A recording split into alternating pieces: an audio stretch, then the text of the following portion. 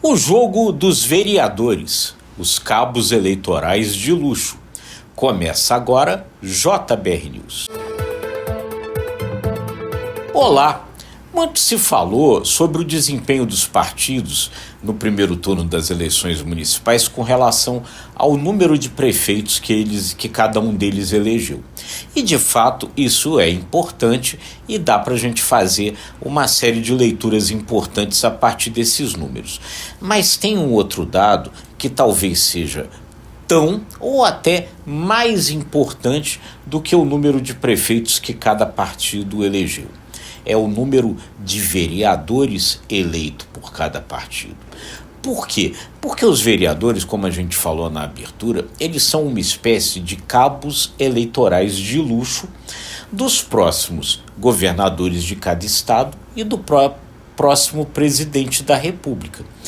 Esses vereadores, com a capacidade que eles têm de aproximação com as várias regiões das suas cidades, dos seus municípios, eles são aqueles que mais terão condição de trabalhar as candidaturas dos próximos governadores, que eles apoiarão, e do próximo presidente da República. Então, entender esse quadro é muito importante e é o que a gente vai aqui trazer um pouco para vocês. E aí, de novo, de um modo geral, a eleição para vereadores mostra que a situação não ficou lá muito boa, ficou um tanto quanto desafiadora para o presidente Luiz Inácio Lula da Silva, para o seu partido PT e para a esquerda de um modo geral. Nacionalmente, esses números de novo confirmam um aumento dos partidos de centro, uma elevação dos partidos de centro. Mas, porém, nas capitais, quem elegeu mais vereadores foi o PL, o partido do ex-presidente Jair Bolsonaro, indicando que talvez nas capitais a tal polarização direita-esquerda com essa predominância da direita ainda talvez possa acontecer. Mas vamos dar uma passada aqui geral nos números. O PSD do Gilberto Kassab, como a gente já falou aqui em outras ocasiões, foi o partido que elegeu o maior número de prefeitos no país. Mas vereadores não foi bem assim. O partido que elegeu o maior número de vereadores no país é o MDB. O MDB elegeu 8.109 vereadores por todo o país. Atrás do MDB veio o partido do presidente da Câmara, o deputado Arthur Lira. O PP elegeu 6.950 vereadores. Depois veio o PSD com 6.624 governadores. E aí, realmente, o PT ficou para trás. E o PT, se vale ainda a gente fazer alguma avaliação a respeito desse confronto direto da polarização entre PT e PL, o PT saiu pior do que o PL. O PL elegeu 4.957 vereadores, o PT elegeu 3.128 vereadores.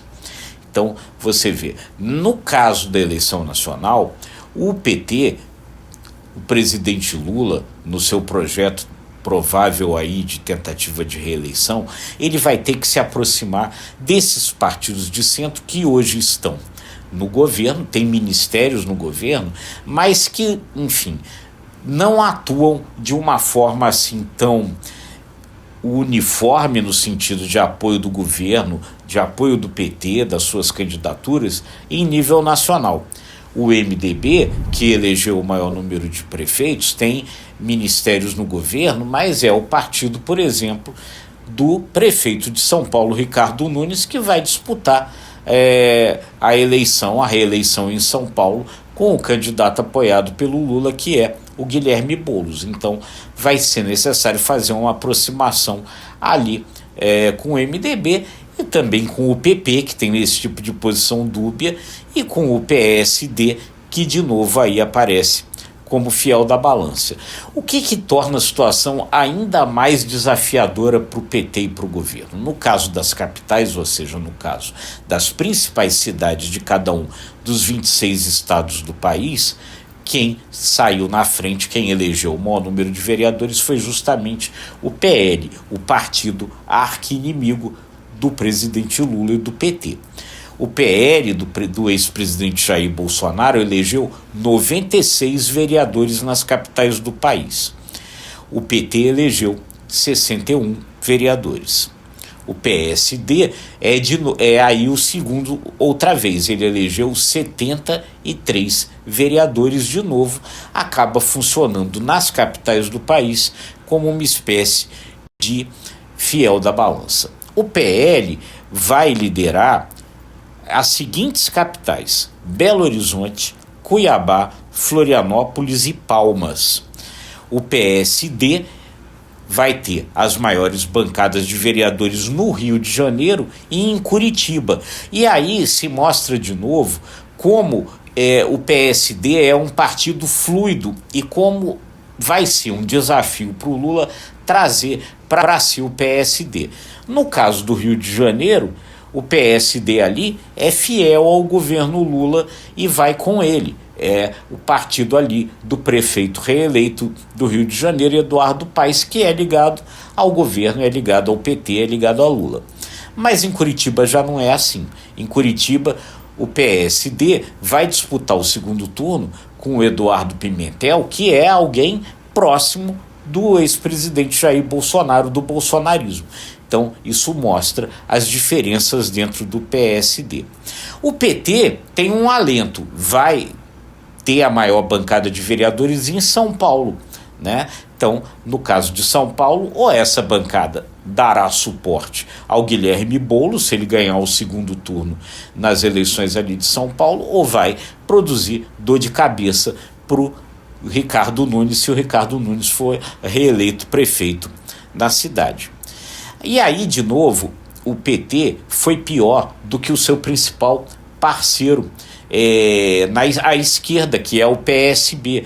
O PSB elegeu mais vereadores em todo o país e elegeu mais vereadores também nas capitais. Vai ter a maioria de vereadores no Recife, aonde lá o prefeito João Campos foi reeleito com uma margem muito grande de votos. Mas ainda tem um outro dado complicado, desafiador para o Lula e pro governo, para o PT, para a gente aqui avaliar.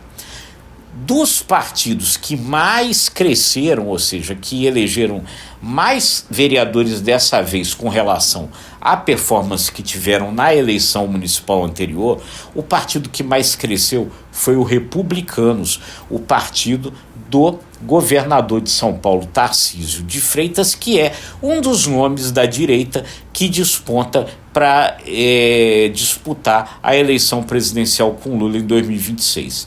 O Republicanos elegeu 2.068 vereadores a mais, né? Então, um número muito grande. O PT elegeu 460 vereadores a mais, elegeu mais também, mas elegeu menos vereadores a mais do que o seu principal partido, o PSB, que elegeu 563 vereadores a mais. São números, então, relacionados a performance dos partidos na eleição dos vereadores. Essa é uma performance consolidada, né? Porque os vereadores são todos definidos no primeiro turno, que mostra esse quadro difícil, desafiador para o presidente Lula na sua tentativa de reeleição em 2026, saindo com um número menor de cabos eleitorais de luxo para essa disputa. E é isso. A gente, então, pergunta a você: o que você acha disso tudo? Qual a sua posição pessoal com relação às suas eleições? As suas posições nas eleições municipais e na próxima eleição de 2026. Vai de Lula? Não vai de Lula? Vai como? Escreve aí nos comentários que a gente vai gostar de saber. E deixando sempre aquele convite importante para você. Se você gostou desse conteúdo, Curta, compartilhe, acesse imagemcredibilidade.com, se inscreva no ICTV e nos nossos demais canais. Um excelente fim de semana para todo mundo e até segunda-feira.